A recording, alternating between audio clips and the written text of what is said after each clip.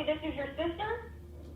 Yeah, and she's doing my mom with a knife. Will you please tell me? She's doing what to your mom with the knife? You need to take a deep breath for me so I can understand you. No, I did. I'm going to tell you. You did? My mom did it, I please. And what is going on there? I don't know, I just woke up. Okay, who am I talking to now? Her daughter.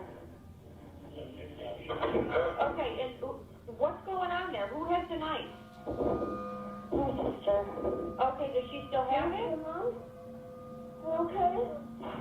What happened?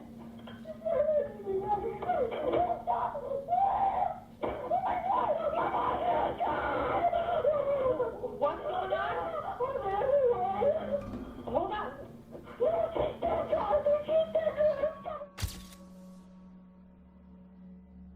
Megan was the teenager who made the 911 call, and she was the one who witnessed this terrible scene in which Sabrina, her sister, took the life of her mother, Lisa Kniefel, in the cruelest way possible. The victim was a 41-year-old woman, an employee of the Department of Child and Family Services in the area of child abuse and neglect. At the time of the terrible event, Lisa was alone with her 3 daughters, while her husband, Kevin, was working and traveling from Michigan to Ohio. When police arrived and discovered the grisly scene, they found Sabrina in a state of shock, holding a 40-centimeter knife in her hand. While Haley, Lisa's youngest daughter with only 3 years old, was hiding in a closet terrified by what had happened.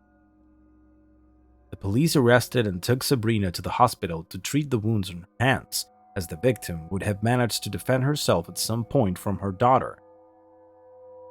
However, the autopsy would reveal that Lisa was attacked 178 times all over her body. 10 hours after the crime, Sabrina is released from the hospital to give her statement at the police station. She has not revealed anything about what had happened until now.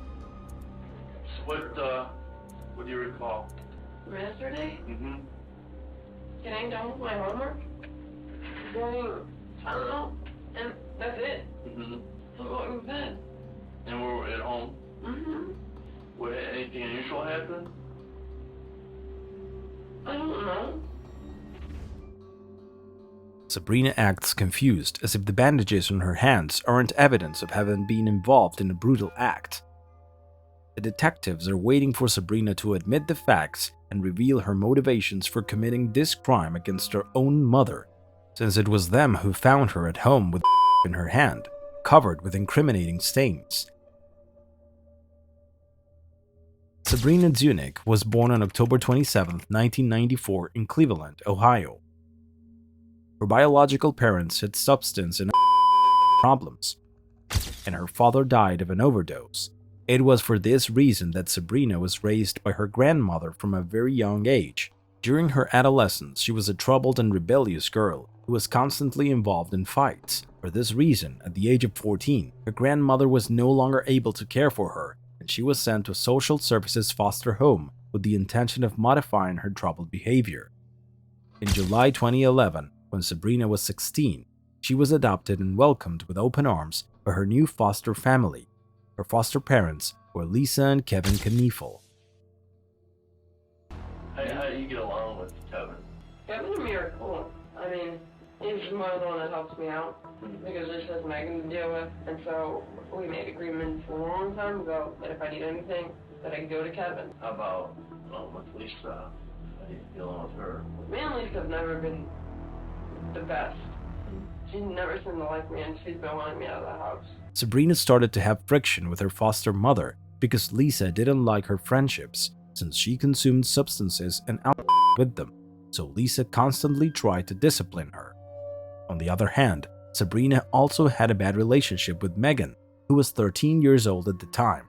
Sabrina would berate them because neither of them were supportive.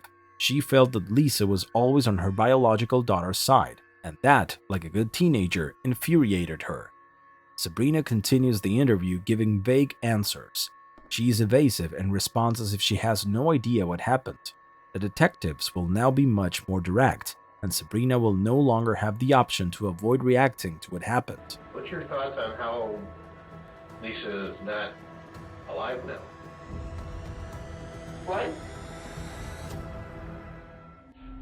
you had a knife and you stabbed Lisa. I did. Yes, you did. And Megan called the police. That can't be true. Bree, it is. I'm sorry. This is really dead. Denise is dead. Sorry. I don't believe this. Nobody else is hurt. Nobody else was hurt. Thank goodness. During this interrogation, Sabrina never denied committing the crime, nor did she give the detectives any more information about what happened, so they decided to apply for a search warrant for the phones at the crime scene. They hoped to find any clues that might lead them to Sabrina's motivations. And they found it. Sabrina's phone revealed something shocking.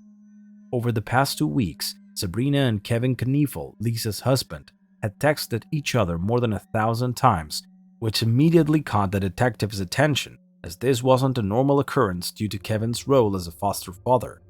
Kevin Kniefel was a truck driver who frequently traveled the country. Lisa met him and then got married in 2006, with a child from her previous marriage. In 2008, Lisa and Kevin decided to move into a new home with Megan, and a year later, in 2009, they had their baby girl. It should be recalled that Kevin was not at home at the time of the crime. He had left his house around 8 p.m., hours before the macabre event, and returned when he learned of his wife's. The detectives wanted to question him, to which he agreed in the company of his lawyer. Kevin, do you know anything that was happening at the house the night before you left for work that night? Well, hang on a second. We just talking about his wife's work. What's going on at the house the night before is not his wife's work. Were you and Lisa in the process of going through a divorce? Okay, now we're getting outside the scope. Kevin's attitude to the detectives was not that of someone who had just lost his wife. Kniefel looked away, looked down at the ground, didn't feel grief or anger. That was more than enough to make him suspicious. Kevin isn't cooperating with the investigation, which sets off alarm bells for the detectives, since any husband in his place would want to understand what happened to his wife. However, his lack of sensitivity is telling too much. What is Kevin hiding from the police? Until here, the story of the crime against Lisa Kniefel remains unsolved, but after 6 months, a major discovery occurs. While Sabrina is still in custody, she agrees to talk to the prosecutor on the case about the details of the whole story and be 100% honest with the promise of a reduced sentence. This revelation you're about to hear cannot be used against her at trial. What we believe from conversations is that what led up to this to this murder is that there was another party involved in planning that. Yes. Was Kevin Kniefel my foster father? It was Kevin's idea, and it was talked about after we were having sexual relations, and him and Lisa were having problems in marriage. He wanted to get a divorce, but Haley, which is a 3-year-old daughter of his and her, was in the picture, and he wanted full custody. She would get custody, or it would be shared, and he didn't want that happening. So the alternative was for this to happen.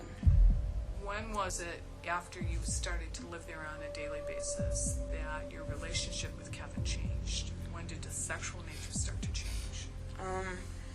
It all started not with sex, but with massages, because he was a truck driver and his legs would cramp, so it was inner thigh. Then it progressively got into sex. Does he ever tell you, hey, you can't tell anybody about this? All the time. Did he say what would happen if you told Then me? you'd be taken out of my care and I could lose my foster parent license. What did you say in response to that? I would never do that.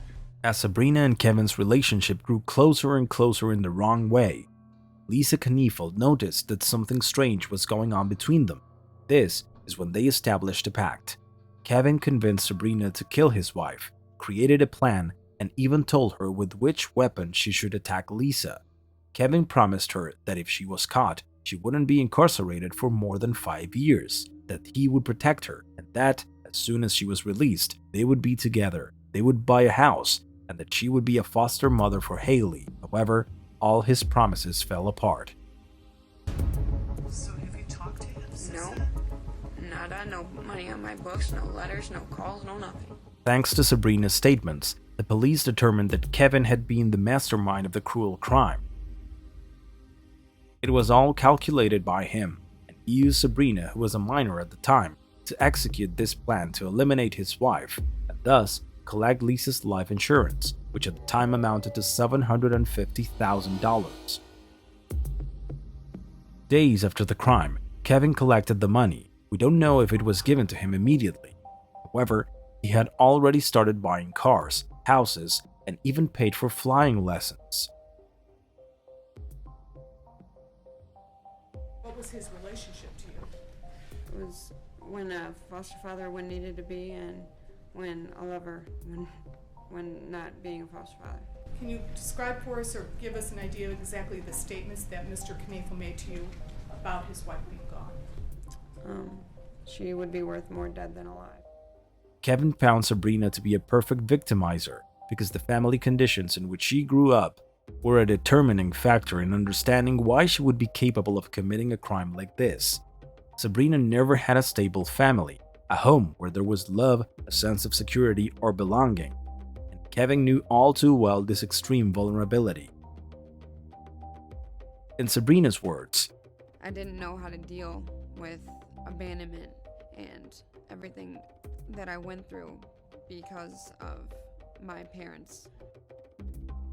18 months after the crime against Lisa, the trial began against Kevin Knaefel for conspiring to end his own wife's life.